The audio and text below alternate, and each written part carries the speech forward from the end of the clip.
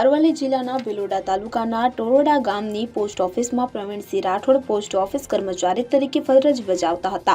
તેઓને sub divisional અધિકારી, branch post officer, clerk સહિતના કર્મચારીઓ ટોડા પોસ્ટ ઓફિસમાં ફરજ બજાવતા પ્રવીણસિંહ રાઠોડ પાસે ઓફિસના કામકાજ બાબતે ઓડિટના બહાને નાણાંની માંગણી કરતા હતા.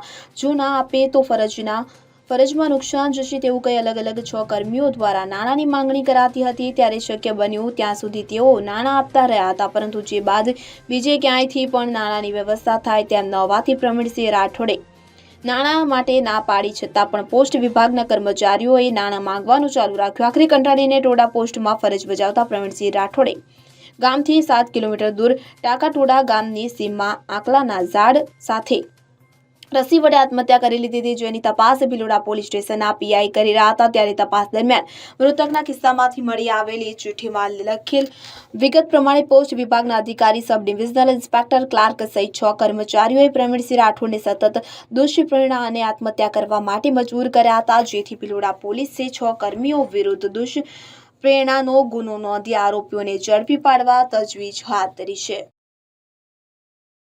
અમિત ઉપાધ્યાય સાથે CN24 ન્યૂઝ અરવલ્લી. હવે જુઓ દેશ દુનિયાની તમામ ખબરો તમારી આંગળીના ટેરવે.